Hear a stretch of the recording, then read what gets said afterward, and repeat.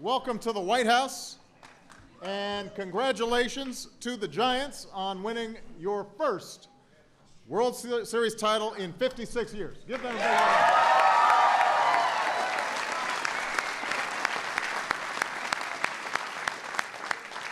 I want to start by recognizing some very proud Giants fans in the house. We've got Mayor Ed Lee, Lieutenant Governor Gavin Newsom. We have quite a few members of Congress. I am going to announce one. The Democratic leader in the House, Nancy Pelosi, is here.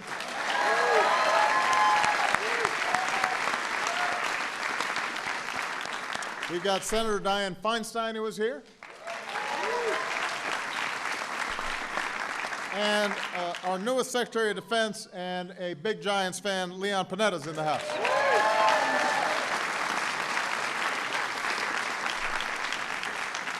I also want to congratulate Bill Newcomb and Larry Baer for building such an extraordinary franchise.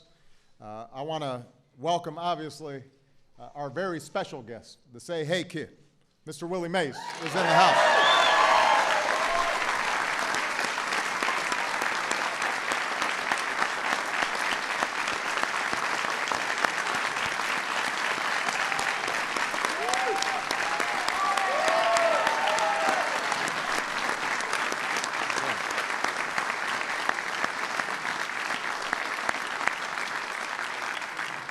Now, 2 years ago, I invited Willie to ride with me on Air Force One on the way to the All-Star game in St. Louis. It was an extraordinary trip. Very rarely when I'm on Air Force One am I the second most important guy on there. You know, everybody was just passing me by. Can I get you something, Mr. Mays? What's going on? Willie was also a 23-year-old outfielder the last time the Giants won the World Series, back when the team was in New York. And even though there have been some great Giants teams since then, none of them had brought a championship back to the Bay Area. And then this team came along. Manager Bruce Bochy once called them a bunch of misfits and cast-offs. Let me take a look at these guys.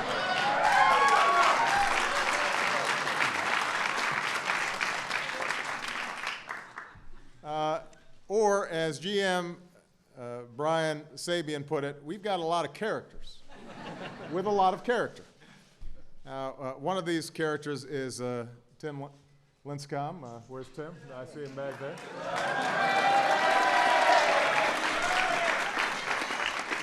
Recognize the hair? When Tim entered the draft 5 years ago, 9 teams passed him over before the Giants picked him up. Nobody thought somebody that skinny with that violent a delivery could survive without just flying apart. But now with 2 Cy Youngs under his belt, everybody understands why he's called the Freak. Before Game 5 last year, Tim was so relaxed he was singing in the clubhouse. That's how his teammates knew they were about to see something special. And after watching him pitch 8 incredible innings, including a stretch of 11 strikes in a row, America learned sometimes it's a good idea to bet on the skinny guy. So, you and me.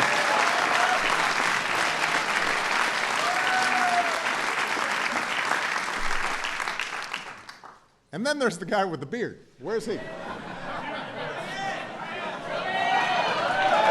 Huh? I do fear it.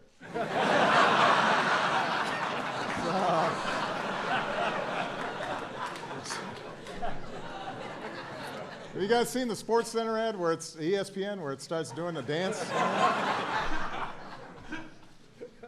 Now, underneath Brian's beard and the spandex tuxedo and the sea captain costume and the cleats with his face on them is also one of the most dominant closers in baseball.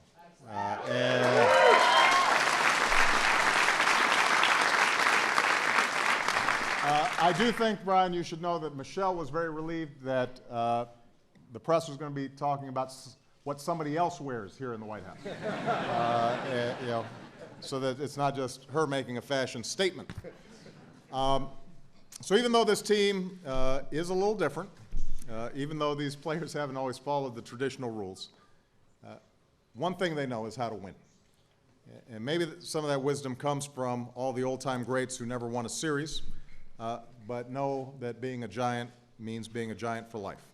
And that's why greats like Willie McCovey can often be found hanging around the clubhouse, pulling young players aside and offering them hitting tips. And the love goes both ways.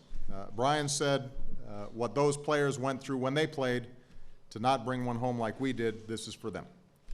So for this team, winning the World Series means remembering their roots, especially when those roots run deep. Last year, after all the confetti had been cleaned up and the players had gone home, Willie Mays took the trophy back to the site of the old Polo Grounds in New York. And he visited students at PS 46, on the spot where the stadium once stood, and told them stories about playing stickball with the neighborhood kids all those years ago. And the rest of this team has also made a point of giving back, whether it's supporting wounded warriors and their families or becoming the first professional sports team to join the It Gets Better campaign against bullying.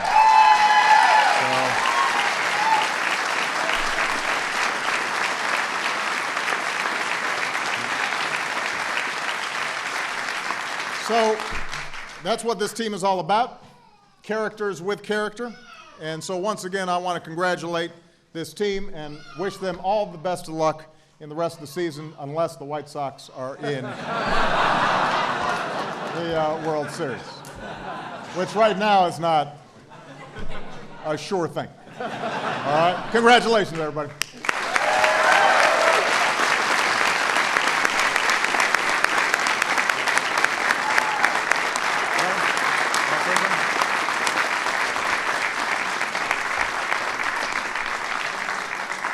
Thank you, Mr. President. We have a few gifts here, but first, we want to thank you very much for having us here. We know you're busy, and on behalf of the Giant family, we're honored, privileged for you to have us here. So, special day for us after having a special season. Thank you.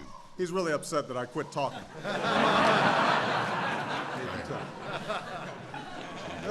That's terrific. Thank you. 44. Thank you. Thank you, guys. Thank you. Thank you. All right. What else we got? We just wanted to present you with a team signed bat. Thank Your you name so is much. special edition, so it's right there. That is beautiful. Thank you so much. Thank you. Congratulations. Thank you. This is beautiful. Thank you. Great to see you again. Thank you so much. Thank you. Mr. President, on behalf of the entire Giants organization, our investors, many of whom are here today, the front office, many of whom are also here today, and of course this amazing ball club with the trainers and the coaches and the players and the broadcast folks, on behalf of all of us, we thank you for making time for us and for your kind words, and we wish you well, and we'd like our general manager to make a presentation to you and the family, if he may. Oh, thank Custom you. glove, Oh, Real deal? that's what I need right and there. then White Sox colors. I noticed that you put the silver and black on there. I appreciate that. That was good. Thank you. I've got. We should do something like this every day. Look at all this. This is good. All right, let's strike the podium. We'll take a good picture.